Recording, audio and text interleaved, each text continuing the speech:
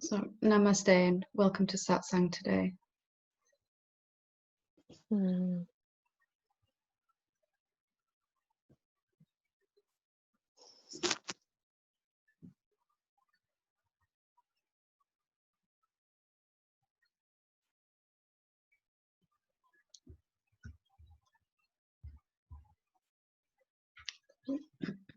So today I'm going to continue reading from the Empowerment Courses Handbook, which is basically a transcript of 3 mini courses that I used to run, and as such contains important information for consciousness to be able to wake up to its true nature.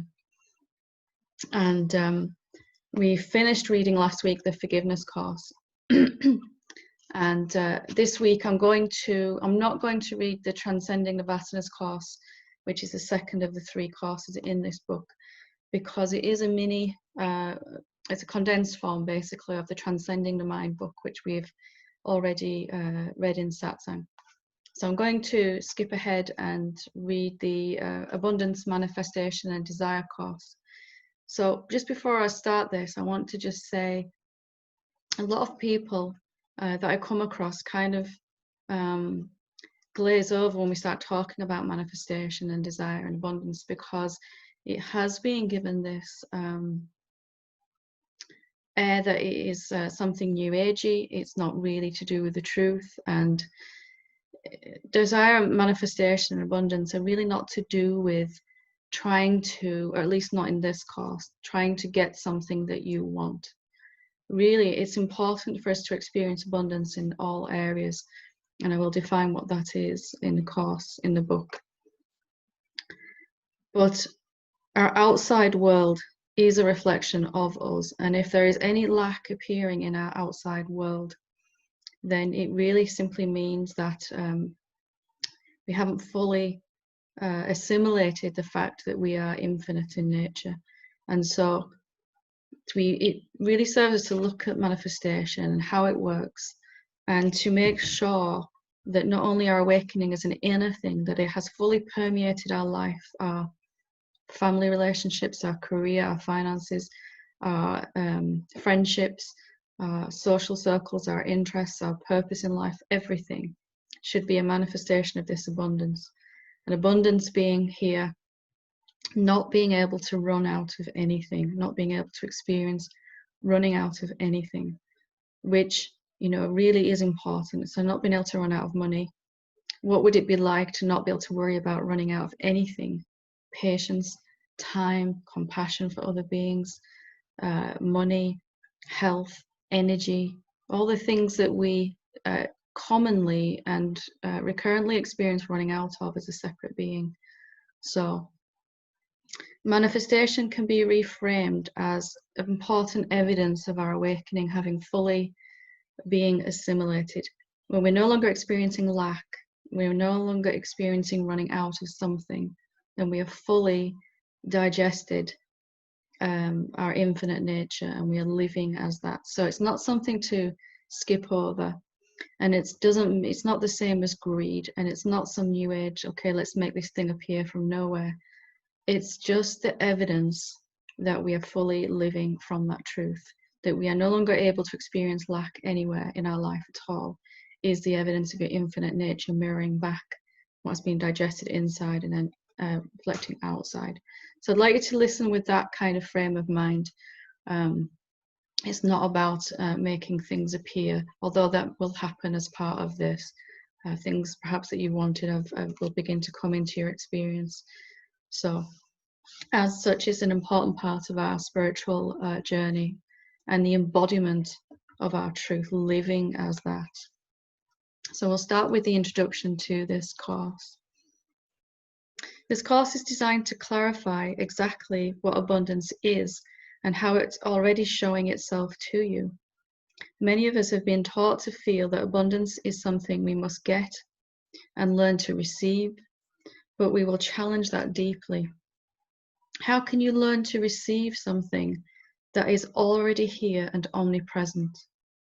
It would be like me asking you to learn to receive the oxygen in the air. You don't need to, you are surrounded by it.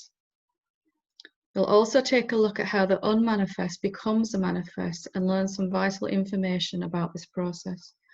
Once we understand how things come from the unmanifest infinite potentiality through subtle forms into more tangible forms, we'll then be in a position to recognize clearly how we are creating the outer world we see. Most of us have been creating what we don't want accidentally over and over. Through this course, we will learn how to understand key aspects of the manifestation process and use them for the things we want right now. Finally, we'll update our understanding of desire and how to use it to make sure we are on course to see abundance showing up in the ways that make us happy and satisfied. Some spiritual teachings can leave us feeling as if we have done something wrong if we still have desires for things. Desire is not wrong, and we all have desire for things. Even the wish to achieve self-realization is still a desire, and we all desire to take another breath after this one. And the more we can understand why we want what we want, then we will find that those desires appearing faster and more easily. We'll look at how to transcend programming that we all have that makes us feel deep down that we don't deserve to get what we want, and that we can't get what we want unless we work hard. One of the ways we limit ourselves is by believing things simply cannot come to us effortlessly and joyfully. So that is going to affect everything in your life if you're believing something like that, because even if you feel you have to work hard for awakening, if that's the only thing that you really want, or that you don't deserve it, this is going to get in the way of that process. So lesson 1 of the Abundance, Desire and Manifestation course is there is no lack. In this lesson, we're going to be looking at what abundance actually is, as opposed to what we think it is. We'll reveal a few basic ideas that we might be believing that make it very challenging for us to experience the fullness of life. Some of these ideas will be so believed by us that it may seem ridiculous to even question their truth, especially if we seem to keep experiencing them as true. We'll start from the basics and build until we're in a position to expose these beliefs and see that they cannot be true. I'd urge you to confirm what you read in each lesson and make it your own experiential truth. What are you? You must begin this course by taking an open look at what you really are. Only once you have an understanding of your real nature will it become easier to see what abundance is and why it has to show up for you. Take a look at what you are right now as you read this. Take a moment and scan yourself and see what you find. You'll find a human body, of course, and you'll find a mind with thoughts. You may also notice emotions and sensations in your body, such as pain, tension, discomfort, or pleasurable sensations. All of these you say are me or mine. All of these you say are my or mine. So our thoughts, our body, our emotions, our sensations, it's all mine, it's not me. You would probably say, my mind is driving me crazy, or my emotions are all over the place today. We know all about the my and the mine, but what are you actually? If you look right now for this me or I, you'll not find anything concrete, only a vague sense that you are here. If you continue to look, you will see that what you want is what you are is really not a thing at all. You are not an object. The idea that you are someone is not quite true when we really look. We can come to see that what we are has no form and is not solid. Your body, thoughts, and emotions are things that you can see inside you, but yourself you cannot see. At first, this can be a little disturbing to realize, but if you allow yourself time to be with this realization, you'll begin to find it brings peace and a sense of well-being. If you're not a thing, then you cannot be hurt or killed, and you cannot die. You are unmanifest in your purest form, and all manifest things emerge out of you. Manifestation occurs out of you, and you are the source of all things. The manifestation process. The unmanifest you, the not a thing yetness that you are, is like a field of infinite possibilities. Imagine that all possibilities for anything that can exist at all is ever present inside you. You have infinite power. The manifestation process occurs gradually and moves from subtle forms of being into more and more tangible forms. At first, things move from the unmanifest into the manifest as a thought form, an idea that comes.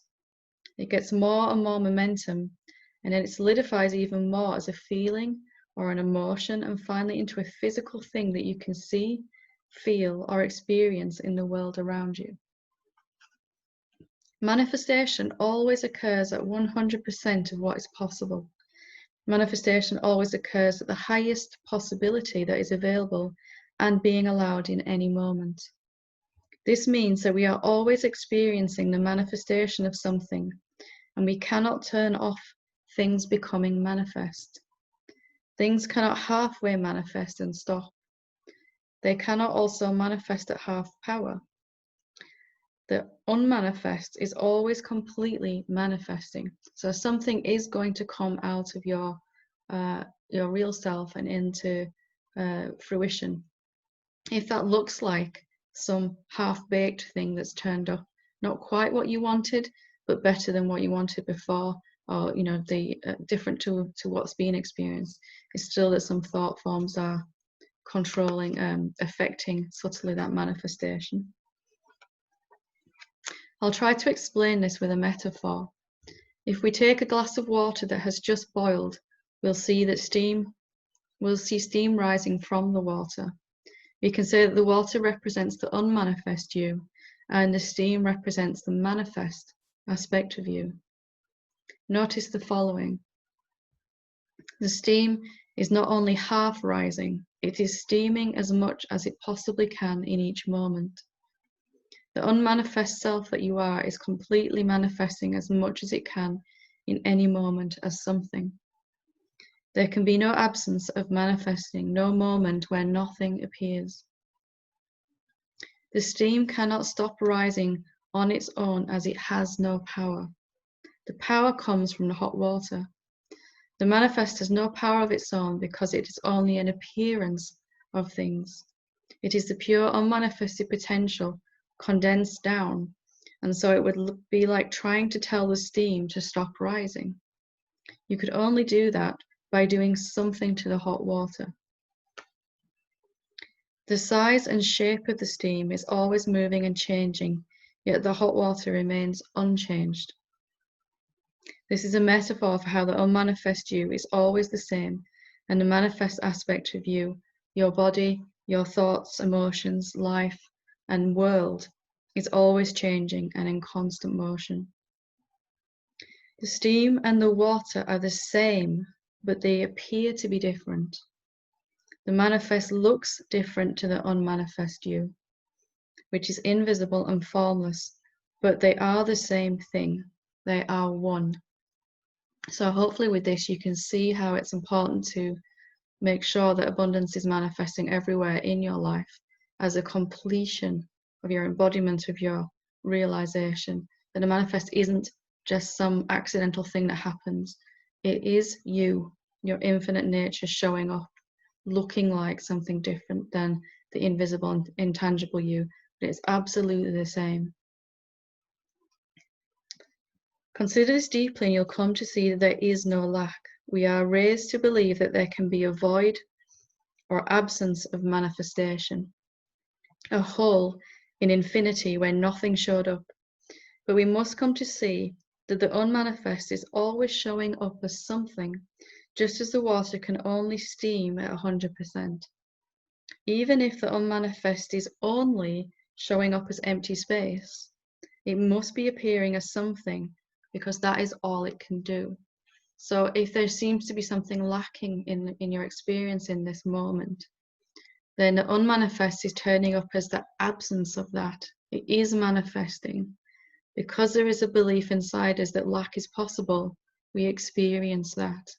When you see it's showing up as something all the time, it can show up as the presence of something or the absence of something.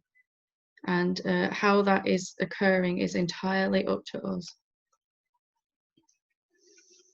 Now, of course, there are many times in our life when we seem to lack what we want, and we might feel inclined to say that what we want is absent and we are experiencing the lack of it. In truth, we must admit that what we don't want is showing up in abundance. There has to be an abundance of something, and what we focus on will increase and expand. So if I'm looking at my experience and saying, look, this thing that I want isn't here, I'm manifesting, facilitating the appearance of the lack of it. And to see that I keep agreeing with that is going to continue this process. To be able to see that the unmanifest must show up as something manifest allows us to begin to move beyond the major obstacle to abundance in all its forms. We can begin to see that there can be no lack or not enoughness at all. It is like the manifestation process is stuck on the on switch and cannot be switched off. Once we see this, we can know that we have been creating something with our beliefs, desires, and allowing or resisting of it. And we can come to this process consciously to create what we do want to have. So there can be no lack in our outer experience in reality, but we can experience a sense of lack because we are that powerful that if we believe there can be a void or an absence of something, then we will very literally experience it. But still, the unmanifest you is manifesting as an absence of something, an empty space where something more tangible is wanted to appear. So there is no lack in you. You are infinite everywhere all the time. That must eventually come to translate as being experienced in all of your life as the fullness and richness of the natural state, never being able to run out of anything. Let's look a little at how science can help us begin to see how we've been shaping what is showing up for us and why. Don't worry, you can still apply this process and make abundance show up for you in a way you love, even if you don't understand this section. In fact, most of us can skip this section altogether and it won't make a single difference. I only include it for those like myself who like proof of how it happens and why something is occurring to help let go of resistance to it. The observer effect states that the simple fact of observing something makes it change and behave differently than it would do if we did not observe it. So they've proved this in science with repeated experiments, that when you don't observe an experiment occurring, something different occurs. When you do observe it, something changes. So of course, this may seem irrelevant, but when you consider that the awareness is always observing something, it's going to change something. The observer effect states that the simple fact of observing something makes it change and behave differently than it would if we did not observe it. The more we observe it, the more we affect its manifestation endpoint into physicality.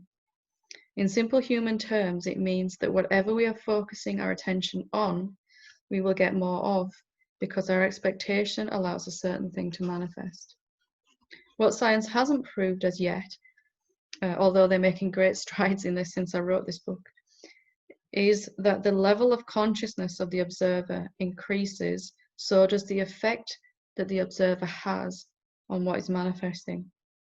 What does this mean for us? It means we cannot focus on anything for too long without it showing up again and again. And the further along the spiritual path we are, the greater our effect. The faster it comes and the more of it we get. So we know this, the more we're progressing in our awakening, the more we accidentally pay attention to thoughts, the more immediately it shows up in our experience, and the bigger manifestation of it happens. But we can also turn that around then much quicker. The vicious circle of belief, expectation, and manifestation. What has already manifested also affects what will manifest in the future too, which means if we see the appearance of lack all around us, so the appearance of lack is not the same as actual lack. If we see the appearance of lack all around us, we'll be focused on and expecting more lack, and therefore it has no option but to come to us in the same way. So wherever you're experiencing Groundhog Day in your life right now, this is exactly what's occurring. We must be sure to focus on what we want only and not on what we don't want. This is why we needed to know that there is no lack possible. So we must be getting what we have put our attention upon. We must know that abundance must appear in some form, and it is up to us to mold it consciously and shape it. We have all been doing that unconsciously and accidentally. The first thing that happens when we want something is the opposite of it, or the appearance of the lack of it shows up. This is so we can know that it must be here right now in some way. We must come to trust that what we want is here in some less tangible form, rather than believing our mind, which will be telling us it's not here at all. So the very fact that we want something means it's here in thought form, in desire form. And if we're looking and saying it's not here at all, we're looking only for the physical manifestation of it and deciding that because it's not here, we can't see it, it's not here, then we're going to be stating in our energy that we don't have what we want. And that has to keep occurring then, because we are the infinite power. So summary of the manifestation process. So the unmanifest becomes desire and attention. Of course, it doesn't actually ever become this. There isn't any manifestation really occurring on the appearance of. So unmanifest becomes desire and attention, which then becomes a thought form or an idea, which then becomes more attention, and then an emotional result, and then more attention, and then finally the physical manifestation. Most of us are using this process unconsciously and keep creating what we don't want. So the unmanifest turns into desire for, I notice my experience, there isn't enough time in my experience. I never seem to have enough time. So there's attention going to that sense of lack. So there is an emotion of feeling stressed, feeling worried, feeling fearful. And then more attention goes to the emotion. So I want this desire even more. And then the physical manifestation of the thought that it's not here yet is going to have to create more. And the cycle goes around and around again. We believe that we can be denied what we want, and so we keep creating what we don't want by default and noticing it. We observe what we don't want and we put attention on it, and then we get more of it. This is what is happening in our experience for most of us. And if this seems, if there isn't anything really that you want physically in manifestation, that's fine. But you'd be probably most likely doing the same thing with your awakening. I'm not awake enough yet. Look, see, I'm still suffering. And then we put attention on that. And the only way the natural state can show up as seemingly as its opposite, as its limited state. Physical manifestation of what we don't want leads to attention on what we don't want, which leads to negative thoughts about what we want, i.e. it's not here yet, which leads to negative emotions, which leads to more physical manifestation of what we don't want. So this is why our awakening isn't deepening, isn't progressing, this very cycle here. And so the cycle goes on, and it reinforces the belief we cannot have what we want. It may also perpetuate feelings of unworthiness, as we may begin to feel we're not good enough and cannot have what we desire. If we come to see that we are always getting an abundance of something, then this lesson has been successful. So it's always showing up as something, but what that something is can appear to be lack. It can appear to be nothing turned up. But it must be here in thought form, at least in emotional form, if we want it. So exercises for lesson 1. So like all the exercises in these courses, in this book, they are to help you really apply and to digest and become the lesson. Have a look at your life and see if you can begin to identify where you may have been using this process unconsciously and getting what you don't want. If you're anything like I was, it's like my entire life, everywhere I looked. You might want to include the following areas: career or life purpose, finances, romance or marriage, family, friendships and other relationships, spiritual pathway, health, and any others that you can think of. You don't have to share this list with anyone, and I would urge you not to blame yourself for anything that you have accidentally created. You could not use this process consciously whilst you still believed in lack and that it was possible for the absence to exist. Now you know you can forgive yourself and allow abundance to show up for you in ways that will make you feel good and happy. So I will read lesson 2, and then I'll open it up for questions on this subject or anything else. So lesson 2 of this course is desire is how the manifest universe expands. In this lesson, we'll be looking at the subject of desire and how to work with it. Many spiritual and religious teachings can leave us with the sense that we should have no desire, or that we should be able to transcend it. We will look at the effect this has had on our consciousness once and for all, and clarify what desire is and how it can help you. Desire is life trying to expand. It's natural that we'll feel desire many times in our day. The desire to survive and continue existing is the most basic of all desires and fuels many others. We all have a desire to find a mate, to get the perfect job, to have family, or even to have an awakening in our consciousness. We must come to see that desire is not wrong and that we are supposed to have it. Even a desire to take another breath after this one is a desire, and it is one worth having. In lesson 1, we came to see that we are the unmanifest and the manifest self, and that the manifest is always moving and changing. The whole of manifestation as we know it is the universe, and scientists have concluded that it is expanding and that this is true of us too. We'll always have this desire for more. Whatever we want out of life, we must come to see that this is our nature to expand.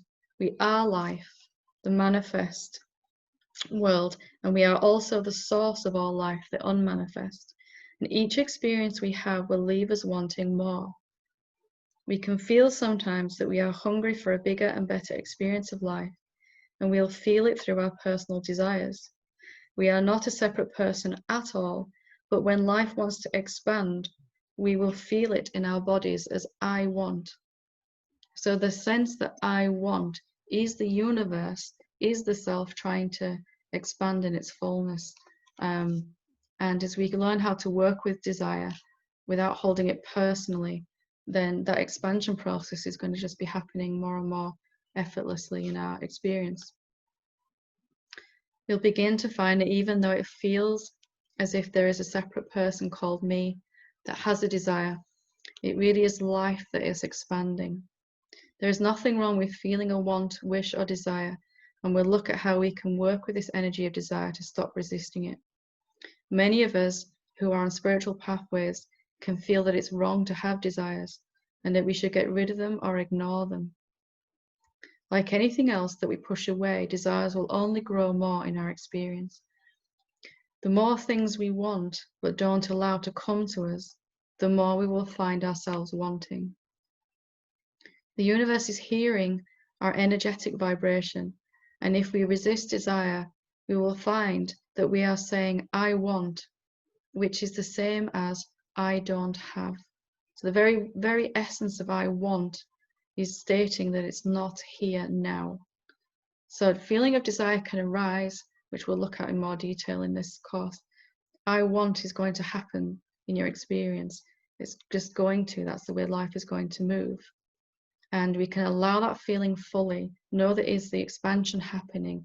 It's an effect of that expansion already in progress, not the cause.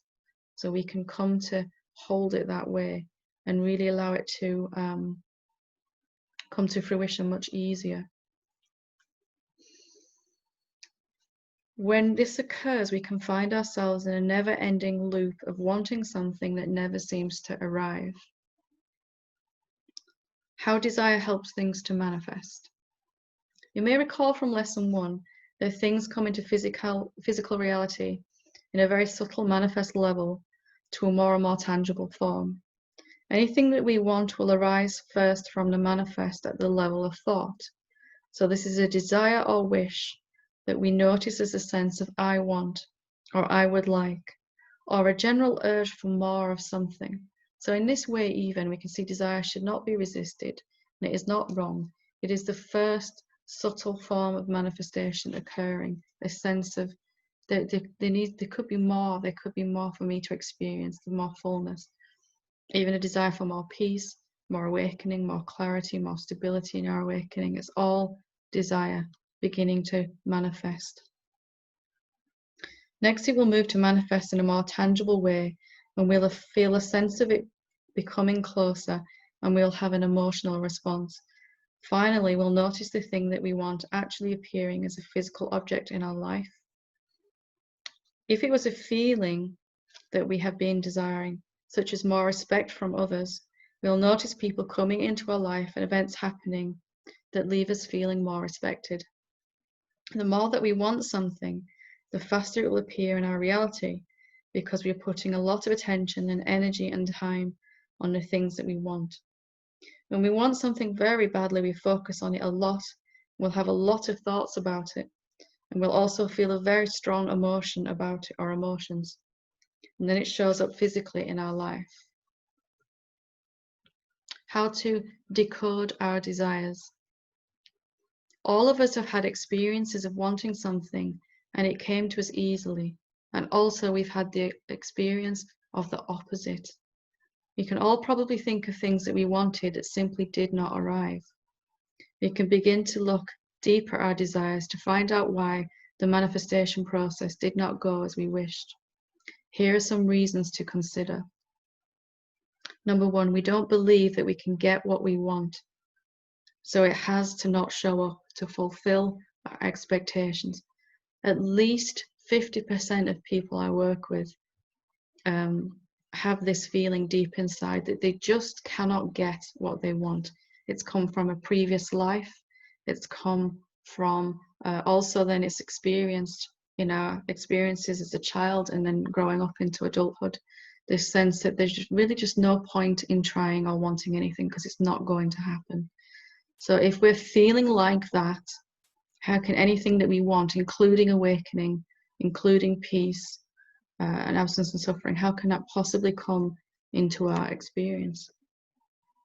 Number 2, we have some unconscious beliefs that will be violated if we get what we want, and so it cannot happen for us. So if I don't feel good enough to experience happiness, to experience joy, if I feel I don't deserve that, then it cannot happen, because this belief that I'm not good enough will be violated by this experience of abundance, peace, joy, the effortless natural state that is your real nature. Number 3, we are focused more on what we don't want than what we do want. And so we must keep watching it play out again and again. So this goes back to that cycle that I was describing. Number 4, we don't really want the things we are thinking about. We are unconsciously associating it with something else. I.e., we may think we want money, but we don't really want that. What we want is the happiness we think money will give us. Number 5, what we think we want is only an outer expression of the real thing we want. I.e., we may think we want a romantic relationship, when what we actually want is the feeling of security and intimacy that would bring. In this lesson, we're going to look at numbers 4 and 5 and learn how to find out what we really want. Most of us have no clear idea of what we want, and even if we do, we may not know why we want it. These facts are good to know, because then we can save ourselves a lot of time, energy, and heartbreak when we find out what we actually want and why. So even if we are wanting awakening, we're wanting self-realization, enlightenment, if we're really honest with ourselves, we'll find out what we actually want is to stop suffering, maybe, And then even if we look at that desire, don't want to suffer anymore, it's really because we want to feel better. And that is the basis of everything we want. We're going to look at that. I'm going to see this process unfolding. Just to look at why you want what you want, whether it's a worldly thing or it's enlightenment itself, will be very, very revealing to you. So you can use some questions to find out what we want, what we really want. It's worth asking yourself, what do I really want? Why do I want it? What will happen if I don't get it? Using these simple questions can help us to get to the root desire and manifest it faster. So if I'm saying I want a car to show up in my experience, but what I really want is a feeling of achievement from having got that thing, or the sense of completion that comes with it, then it'd be much simpler and faster to look at manifesting that sense of completion, because that's available in this moment, always is. And then the things that we want that represent that to us will come in our experience much more easily.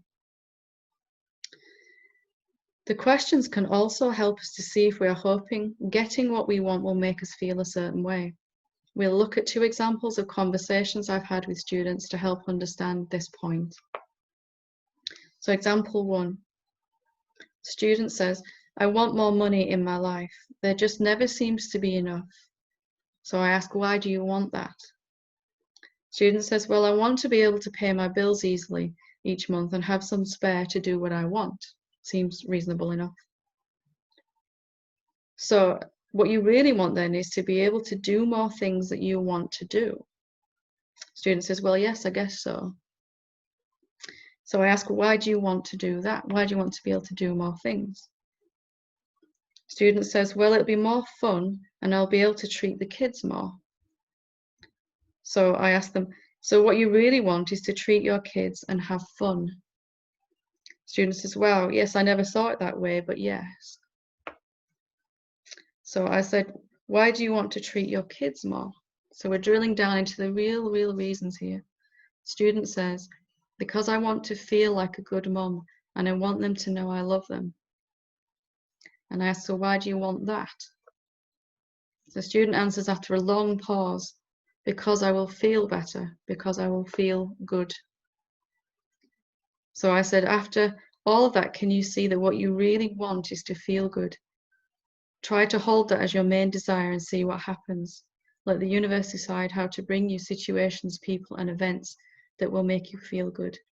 See if you can trust that this will also involve more money, happier kids, and all the things that you thought you wanted. So in this example, you can see the student was asking really to feel good, but insisting that it come only through getting more money without realizing. Once we got to the root of the desire and the student focused on feeling good, she found her life began to bring her many surprising ways to feel good, and these were more delightful than anything she could ever have designed in her own mind. Example 2, student says, I really wish my brother and sister would stop fighting. They always put me in the middle and I have to sort it out for them, and then when they won't talk to each other. So I ask, so why do you want them to stop fighting? Student says, because I don't want to be in the middle of it anymore. And why don't you want that? I asked. Student says, sometimes I feel like they just want me there to help sort out their issues, and they don't really value spending time with me at all. So I said, can you see that what you really want is for your brother and sister to enjoy your company just for who you are, and that they want to be with you? Student said, yes, I can see that. So I asked them, and what happens if you don't get them to like being with you? Student says, I guess I will feel that they don't like me. So I ask them, what happens then if they don't like you, or don't like you enough? Student said, I'll feel like I'm not good enough sister to them. And what will happen then? I asked. Student said, I'll feel bad. And then I said, so what you really want is to feel good. So this person has come with this sense that they want to change the relationship between their brother and sister and them. And really, when we go right down into it, what it comes down to is I want to feel good. I don't want to feel bad. In this example, we can see that what this woman really wanted was to feel good about herself and that she was a good sister to her siblings. She had almost made it impossible for herself to feel good, though, because she was really saying to herself, I can only be happy if my brother and sister stop fighting amongst themselves. This is something that she has very little, if any, control over, and so she was stuck in a negative feedback loop. After some time, she came to see this and began to focus on feeling happy, and even though she was sometimes in the middle of her siblings, again, she felt so much better knowing that there was nothing really she could do nor needed to do to sort out their issues.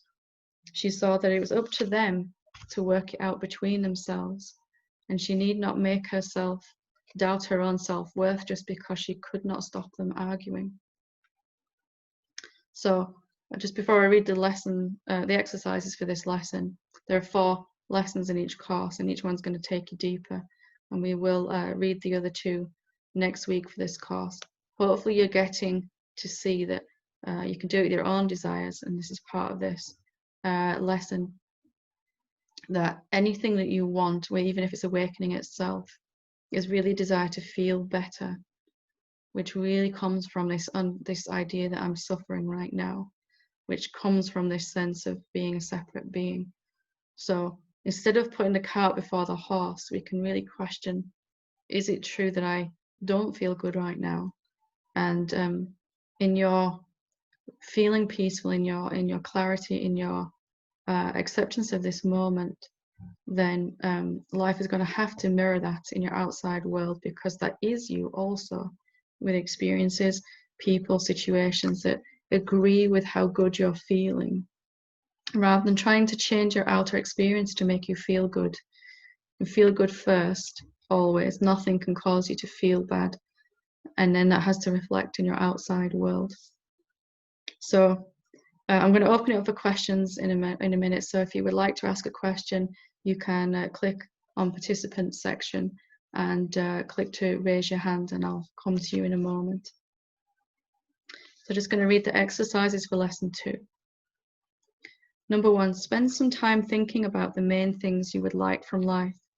These desires could be things, material things such as cars, money, or husband, or they might be things that are more subtle, like wanting more time, more happiness, or even peace. You might want to use your answers from lesson 1 exercises to help you with this. Number 2, for each of your desires, ask yourself why you want it.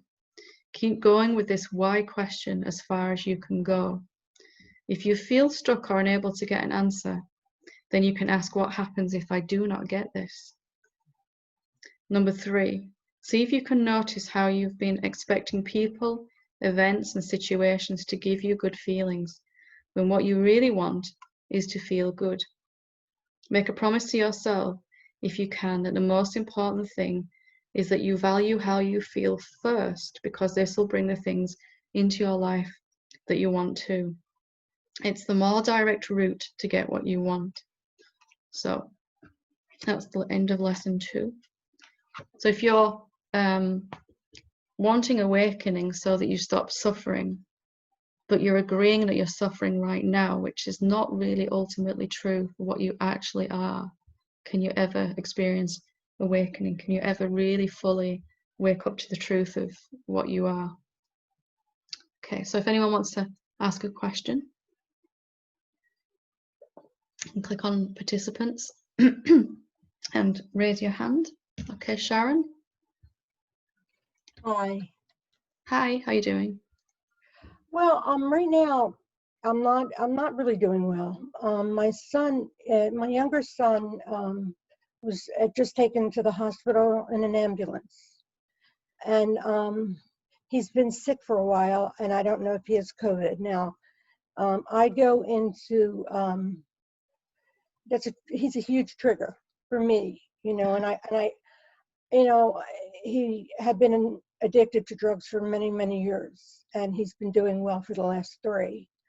And now, like, I'm thinking, well, I see him as the noumenon. I see myself as the noumenon, but then I'm his mother. So I mean, and for me, this has been my biggest challenge. So Yeah. I don't know how to see this. Okay. And, I understand that I'm not going to lie and say I don't want him to be, that I don't care how he is. Yeah. I do. Okay. So I'm just very sad. I'm scared. It's natural that you would want him to feel better. Of course, you want him to be okay. Okay. That's the natural feeling for the self, the love that and the urge for self-preservation extends to all beings, and your son included in that. Of course you want him to be okay, and the only reason that you are feeling bad is because you're trying to deny how you feel. You're trying to deny that feeling right now. You totally want him to be okay. Can you totally just feel that right now? Can you set aside right now any shoulds or shouldn'ts about that? Of course you want him to be okay. Of course you do. It's not unspiritual or unawakened to want your son to be okay.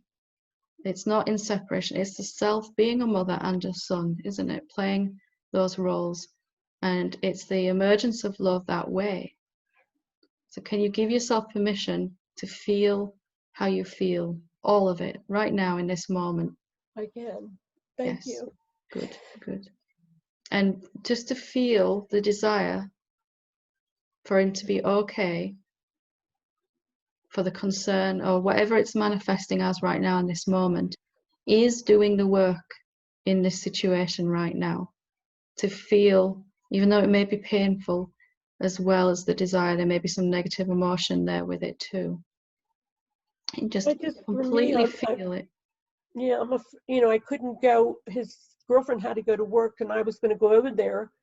And he said they were calling an ambulance. I can't go into the hospital because of the way things are. Yeah. And so my mother instinct is like, what am I going to do now? Because I don't know if he's, now I have lived with not knowing he's okay. When you have a child addicted to drugs for so long, he's been 3 years out of that, Actually, I told you when I met Michael is when things started to turn around for him. I don't even know why, but it did. But now that I'm thinking he's sick, and he continues to be a trigger for me. And I was listening to a satsang last night of yours before I went to sleep because I knew he was sick, and I was like, well, if I'm the Numinum and I can see that I'm awareness, because awareness is my first thing. I want to see him as that, and I fell asleep, and then I get this, and then I woke up to listen to you, and I got a call. So, of course, mind is saying, well, you're not thinking that he's human. You're thinking he's human, not the noumenon. And that's just being honest. I mean, I see him as my child. The noumenon is appearing as a mother, and it's appearing as a son. And it's going to absolutely be a mother, and it's going to absolutely be that son. It's not one or the other. It's both, right. Isn't it? Both are the same. And actually, this may sound a little challenging, but it's not about your son right now. What this is about, actually, is the fact that you're not letting yourself feel the emotions of being a mother in this situation, because we're kind of saying that this is of a separate being, that's how a separate being would feel, and I'm not a separate being. But those same emotions would be there in an awakened being in a situation. They could be, but they wouldn't be rejected or identified with, either of those. They would just be completely felt in their entirety and their fullness.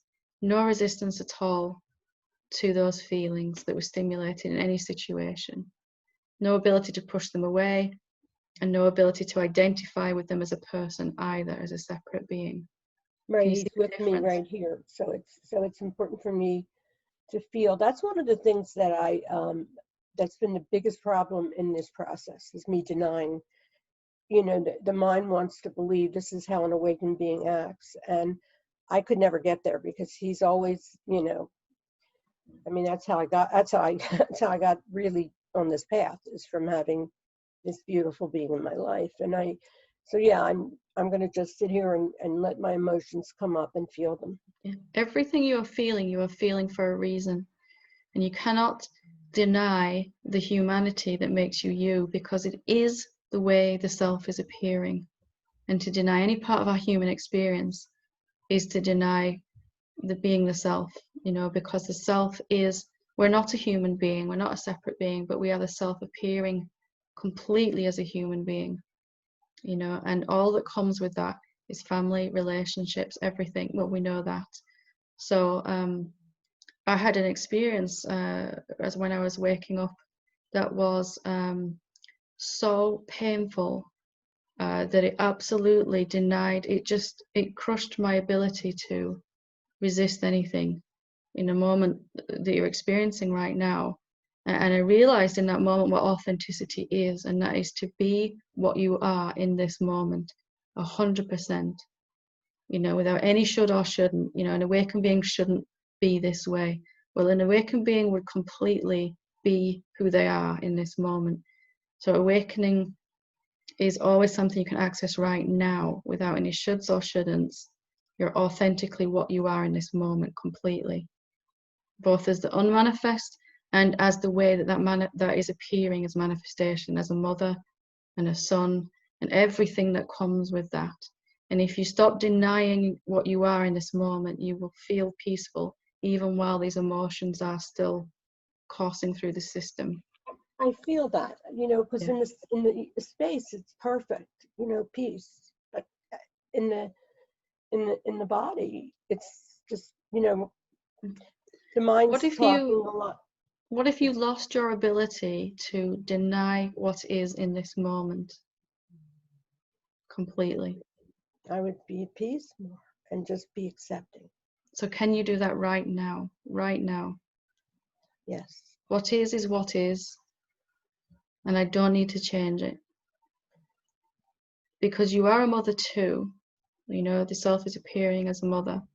And we all have this tendency to go, that's separation. It's not. The self is appearing in this beautiful relationship. There aren't really two beings, but it's playing as two beings in this relationship, and all that involves, so that it can develop a greater ability to love. And that's what's happening right now, isn't it? Love for him and love for yourself, how you're feeling right now. Acceptance and love. Wonderful.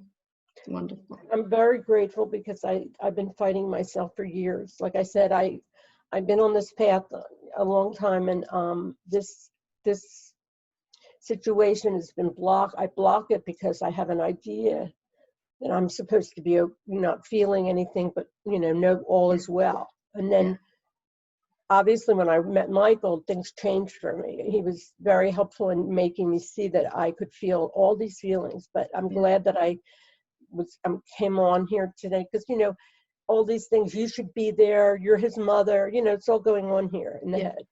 Of course you would want to be with him, and of course you feel desperately out of control. Right. You know, everyone would, but you don't have to be at war with that inside yourself, do you? And then the actions you do take will be more in line with who you really are. And it's also going to be allowing something higher to manifest out of this situation. When you're not fighting yourself, you're not divided. You know, it's kind of the last lesson we have, is that we're also a human being, always. I'm still learning that right now. I'm still learning. I've only got 24 hours in a day, you know. I'm still not very good at this lesson, but life is showing us in whichever way, isn't it, that you are also appearing as a human being, and not everything that comes with that. And if we try to deny it, we are also denying the self, because it is the self appearing that way. It's not one or the other. Ego and all that comes with it is the self. And we won't suffer from the egoic perspective if we're not in division, one or the other, if we're not trying to get rid of who we thought we were. That is also us, isn't it? It's happening inside the great self that you are. Yeah, thank you so much. You're really. very, very welcome. Lovely. Thank you for sharing that. Okay, thanks. Sophie?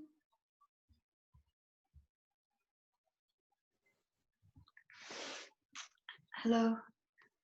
Hi, how are you doing? I'm fine. I can't see you. I just don't know why. I can see the previous lady.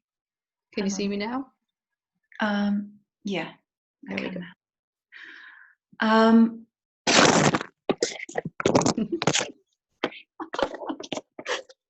Technology, hey, it's wonderful. Yeah, that sharing you just had was really touching on so many levels, but really what I wanted to express as well. So, because there's this confusion around, especially when you were speaking about desiring, around this sense of feeling everything as it is, like any, there is pain in this body and mind, there is, and the trickiness of this, the mind, how it wants to push things away, or sort of uses ideas and desires to try and manifest away from what's really just happening.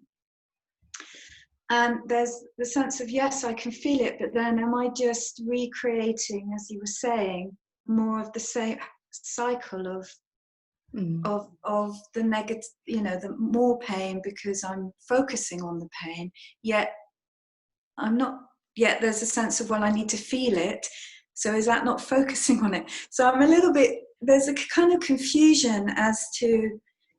It's not the pain itself, it's actually what's causing the manifestation is the sense that you're suffering from the pain, which, sounds like a weird thing to say, but human beings have it.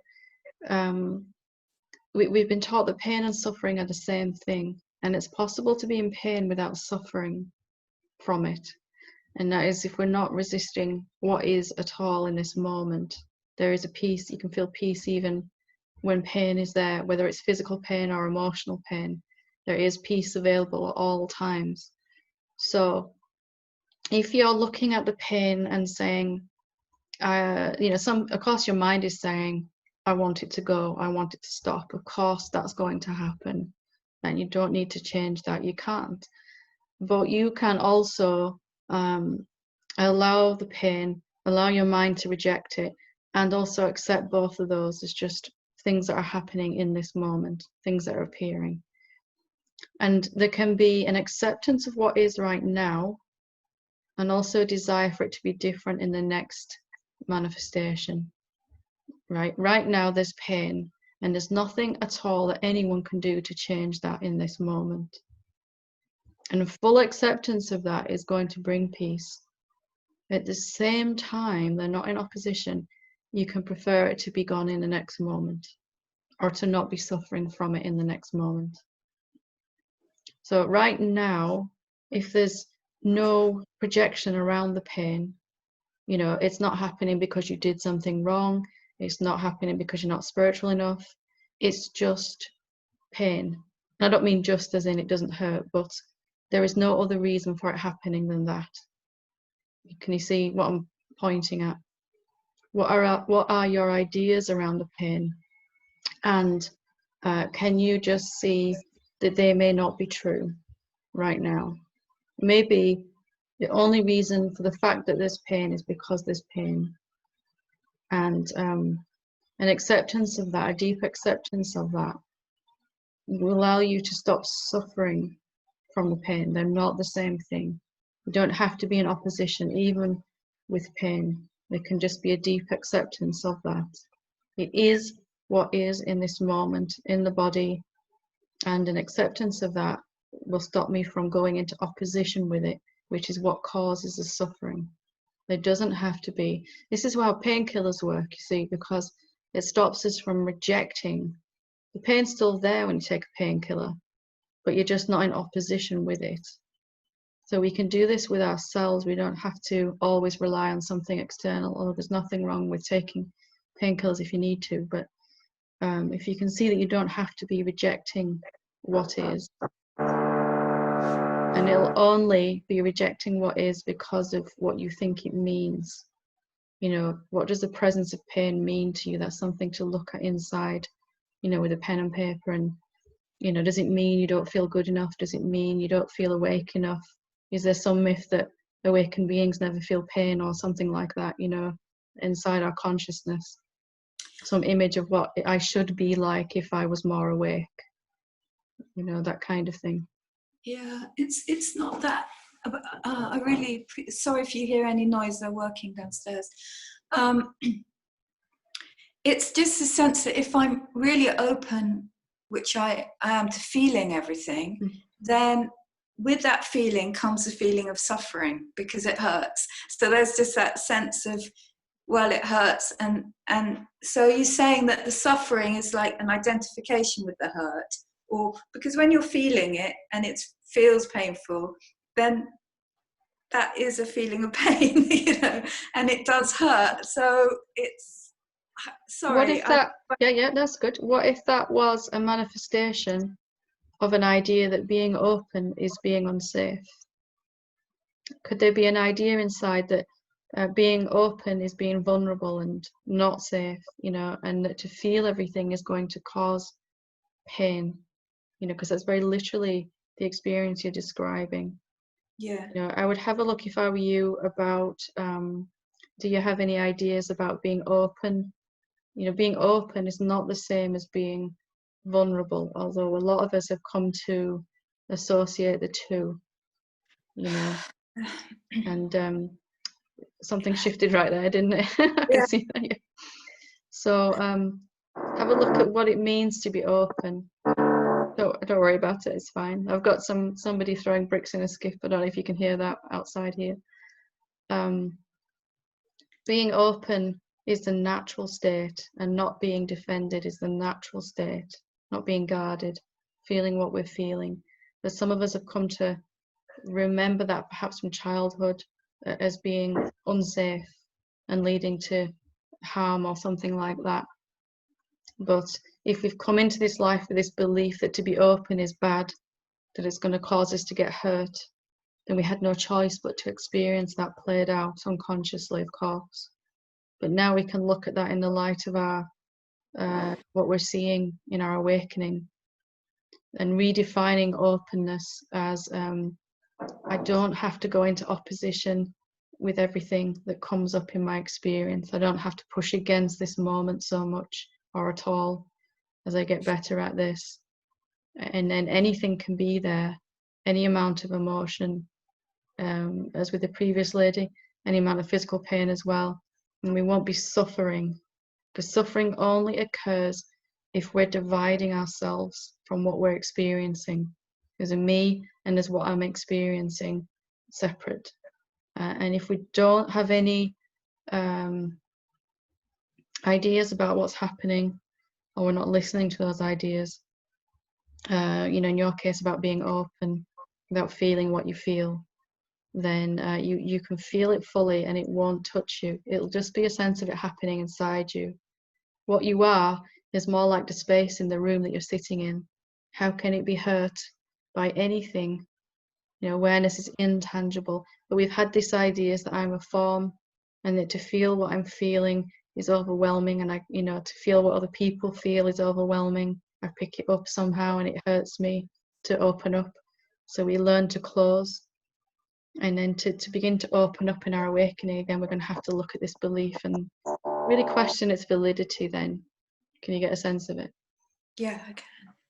Good, good. Just look at what it means to be open. I had to look at this one myself, and I was living in a very private life, which I still love, but I was hiding from people because of what I was feeling from them and things, you know. And it was this very definitely this belief that it hurts to open up, you know, and from some previous experiences as well, backing that up in my childhood, you know. So good.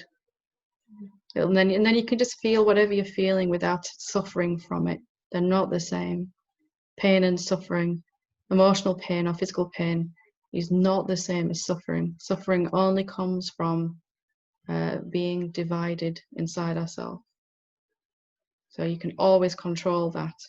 You can't always control emotional or physical pain.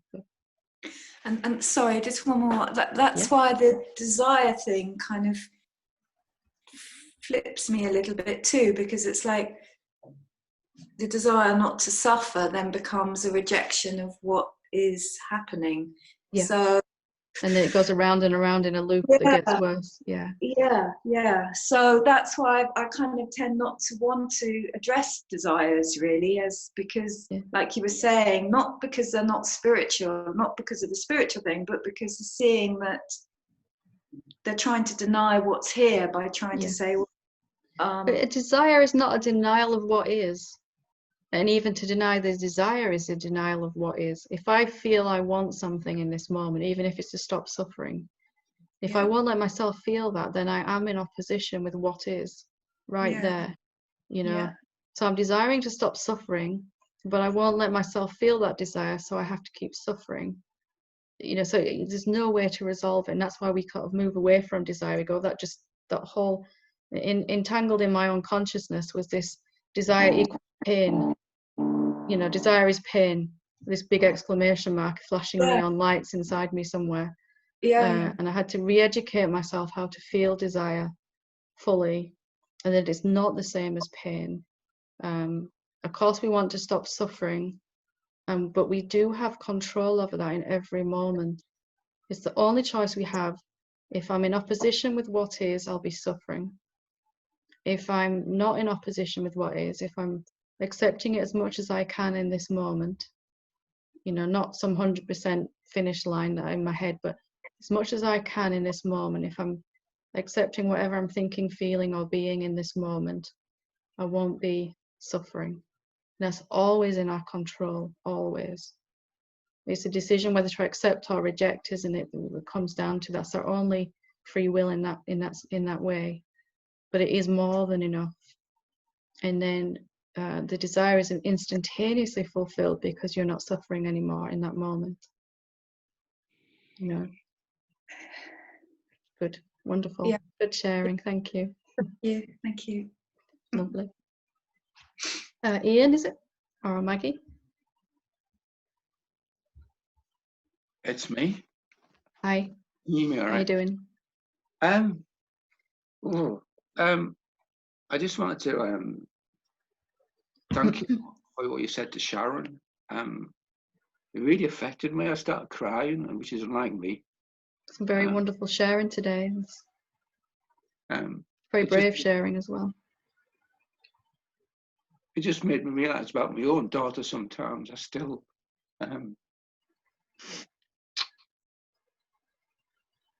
get a bit worried sometimes.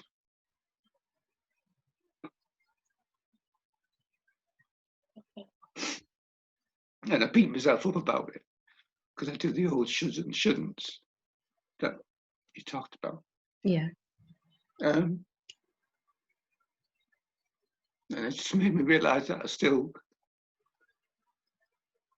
really try to down the emotions a lot. And the desire as well, probably, for her to be well and safe. You know, it's the you know, along with having children comes the desire for them to be healthy and happy, isn't it? You know, that's, of course we're going to feel that. And somehow we get this idea that, you know, if we've had experiences of the opposite of that, we get the idea that to feel desire is just going to lead to more pain. You know, we get in that loop that we were just talking about. Yeah. But fully acknowledging the desire and any emotions, that negative emotions that come with it currently, will allow those negative emotions to be felt and transcended. They'll go back into peace, and then they'll just be the desire. Without pain. But first, we kind of have to feel it, even though it hurts. You know, and I had to do this. Most of us have desire and fear. You know, I want this thing, but I'm so scared it won't happen. As two sides of the same coin, isn't, you know? Whether it's about something in our life or awakening itself, we don't know how to feel what we feel, and we don't know how to want what we want. I find with most beings, it certainly was that way for me. Of course you're going to want this, aren't you? You know, of course it's natural. Self is appearing as a father. It's going to feel that way. And we don't need to be in opposition with that at all.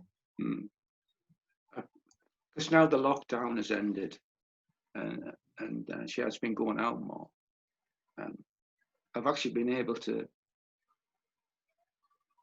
be a bit kind to myself when I had a little bit of feeling of being anxious.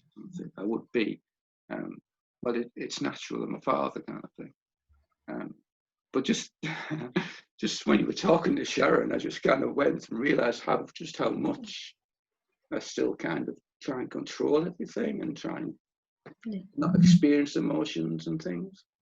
So the very fact that we're having this conversation right now means that defense mechanism is breaking down, isn't it? Now you can see it, you're coming out of it. You know, this idea that to want something is going to lead to pain is being seen much more clearly. Yeah.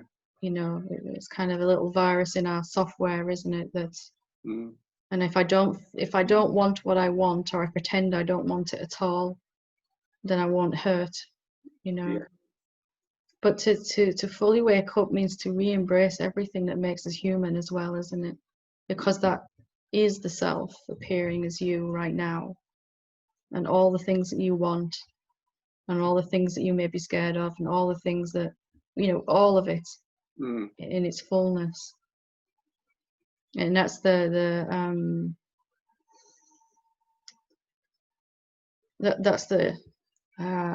the totality of the love that you are, is it will want to love everything that is you. Yeah. Especially the parts that are egoic sense of self doesn't feel capable of loving, or says is unlovable, you know, things that hurt. So it's a healing that's happening right now, isn't it, for you? There's been a lot of that in this satsang. Yeah, thank you. There's some wonderful breakthroughs and sharing, and very brave, very brave. Thank you. Lovely. Thank you. Okay, that seems like a good place to leave it for today. And thank you all for your wonderful and brave sharing. And I hope you can see just how much it's helped everyone on this satsang. That there is also the self is appearing as you, as your humanness, as your human nature, and desires are completely part of that and are completely natural. So thank you. Namaste.